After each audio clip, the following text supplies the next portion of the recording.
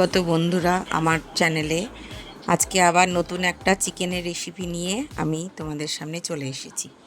প্রথমে চিকেনগুলোকে ভালো করে ধুয়ে নিয়ে এবার ম্যারিনেট করছি। দই দই দিলাম, হলুদ গুঁড়ো, লঙ্কা গুঁড়ো, ধনের গুঁড়ো, জিরের গুঁড়ো, তেজপাতা, এগুলো দিয়ে চিকেনটাকে আমি এবার ভালো করে ম্যারিনেট করব। এর সাথে দেব একটু কাঁচা সর্ষের তেল।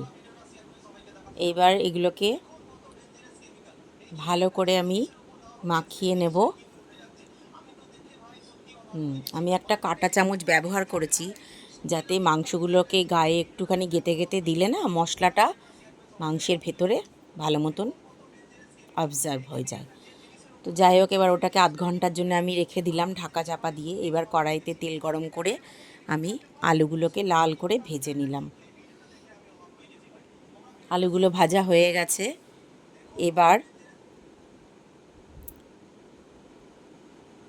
পেঁয়াজ কুচিয়ে নিয়েছি, রসুন থেতো করে নিয়েছি। আমি চিকেনে রসুনটা পেস্ট করি না, থেতো করেই দিই, এতে টেস্টটা খুব ভালো হয়। আদা বাটা এবং টমেটো কুচি। প্রথমে তেলটা গরম করে গরম মশলা ফোড়ন দিলাম, গোটা গরম মশলা, তারপরে পেঁয়াজটা ছেড়ে দিলাম, এরপরে দিলাম থেতো করা রসুনটা, এবারে আদা বাটা দিয়ে দিলাম 3-4 চামচ মতো। এবার দিলাম টমেটো কুচি, হলুদ গুঁড়ো, লঙ্কা গুঁড়ো, জিরে গুঁড়ো, ধনের গুঁড়ো, মশলাগুলো সমস্ত দিয়ে এবার আমি ভালো করে মশলাটাকে পেস্ট করব, কষিয়ে নেব ভালো করে যতক্ষণ না তেলটা ছেড়ে যায়। দেখো বন্ধুরা, এবার আমি দিচ্ছি আমার ঘরে তৈরি করা মশলা, গরম মশলা। প্রায় শেষের পথে আবার নতুন করে মশলাটা বানাবো, তখন তোমাদের আবার দেখাবো সেইটা। তো যাই হোক, এবার মশলাটা ভালো মতন কষা হয়ে গেছে, তেল ছেড়ে এসছে। এবারে আমি এর মধ্যে মাংসগুলো অ্যাড করব। মাংসটা অ্যাড করে দিলাম। আর ওদিকে আমি পাশে আর একটি ওভেনের মধ্যে বার্নারে গ্যাসে আমি গরম জল করে নিয়েছি। তো এইবার মশলার বাটিটা একটু ধুয়ে ওই জলটাও দিয়ে দেবো, তোমরা দেখো। এবারে আলুগুলো অ্যাড করে দিলাম, যাতে মাংসটা কষা হতে হতে সেদ্ধ হতে হতে আলুটাও সেদ্ধ হয়ে যায়। তো এবার আমি হাতে সময় নিয়ে আঁচ কমিয়ে দিয়ে ভালো করে কষবো। এই যে মশলা ধোয়া জলটা এর মধ্যে দিয়ে দিলাম। এবার কষে নেব ভালো করে যতক্ষণ না সেদ্ধ হয় আলুটা এবং মাংসটা।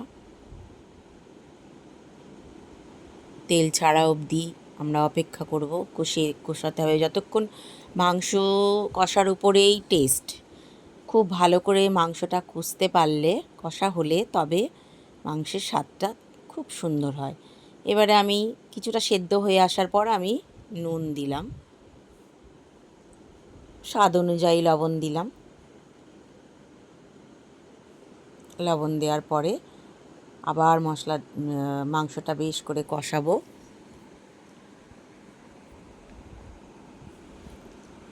কষানো প্রায় হয়েই এসছে।